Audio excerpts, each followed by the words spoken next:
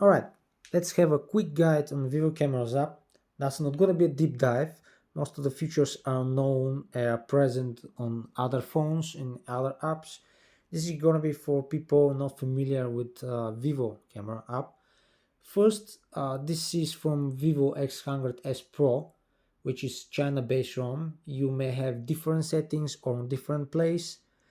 Second, this is totally unscripted video, so I apologize for my when I'm trying to explain some of the features. So let's go. First, I would like to show all the modes arrangements over here.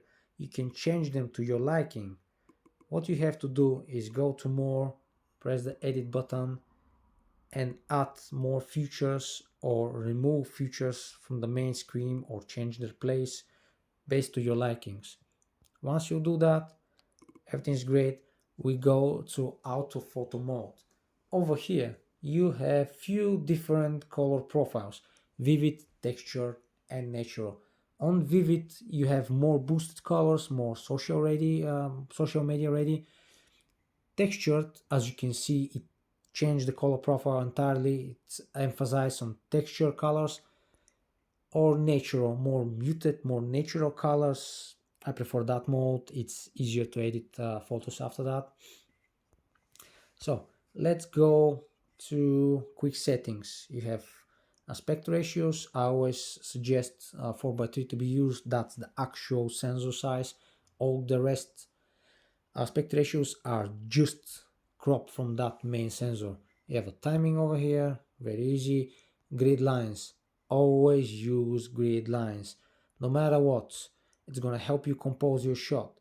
It's gonna help you use photography rules like rule of thumbs, leading lines. It's help you to separate your layers in the scene. If you have, let's say, a beach, sea, and sky, it's a great help. Even as well, the lines, the horizontal lines, actually helps you maintain straight horizon as well. But we can go to quick settings and go to dot leveler here. With when it's enabled, it shows you when you have good level on the horizon. I always keep it off, I don't need it. Shake reminder, it's a bow into a circle, which reminds you to not shake your phone so much. So we always keep it off, that's me. Effect adjustments, always have them on the main screen, always. It helps you quick edit your shot before you taking the shot.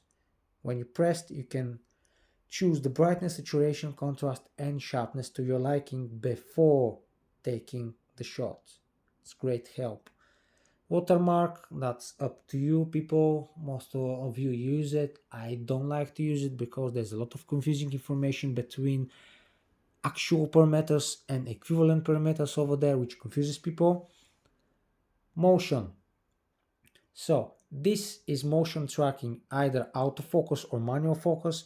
You can tap and focus to a subject or long press and focus on the subject, and the camera is gonna keep that focus on the subject no matter where you move your phone. Unfortunately with Vivo that works mainly in people and animals, not so much into static sceneries. I hope that's gonna change. HDR, we all know what that is. That's high dynamic range. Helps you properly expose the image in light environments and in dark environment as well. Over here on the magic wands, you have different color profiles as well that you can adjust how strong to be. Let's say we go back to norm. Over here we go to all the settings, more settings we're gonna go later. We go to portrait mode. So let's go back to 24 millimeters. Over here you have quite few settings that could be confusing for people. First, the aperture settings and the blur effect. This is just software feature. You cannot change the hardware aperture here. It's just how strong the blur to be on the background. And for portraits, if you want to edit the blur afterwards, I always suggest go to the highest settings where the blur is not that visible. I'll show you why. Over here, let's say on weak one, I can focus over here on the candle. I will take the shot, but now I'm gonna focus and I'm gonna do the same one with very strong blur. I'm gonna take the same shot. Now we go to the album.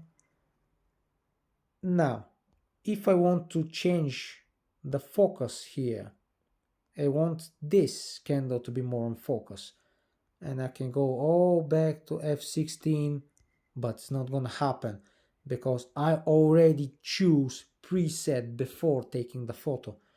But if I go back, if I go to that picture, as you can see over here, we don't have so much blur, so I can actually change few of the settings here. So let's go to done, let's go to back. What can be confusing, on the magic wand you have different color profile, as you can see they are changing.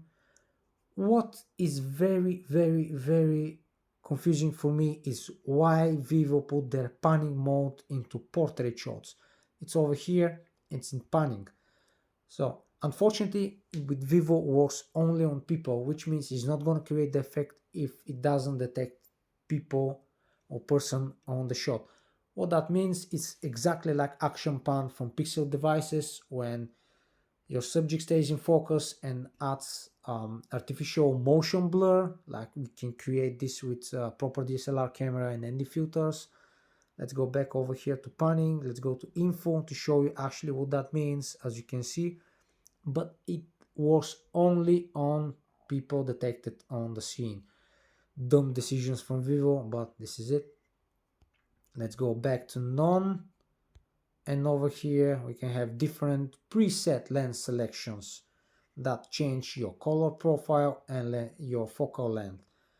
All depends, of course. You can change again the aperture settings and the way that you see your bokeh effect on the background.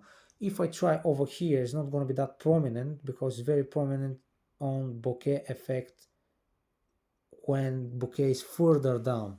As you can see, if I take the same shot but with different settings, let's say B speed, and I focus on my hand again, there is not much difference in the bokeh effect on the background. So let's go back from portrait, let's go to long exposure. You have few preset scenes: traffic, night graffiti, waterfall, people, fireworks, and star trails. All of this one have different automatic timers, but we can change that by pressing the timer, changing it, or press bulb mode. That means with bulb mode, the shutter, if the shutter is gonna stay open and it's gonna keep adding movement to the scene until you press the shutter button again. It's a great feature to have. Basically shows you straight away on the screen. You can stop it anytime you want. Let's go back. We don't want that.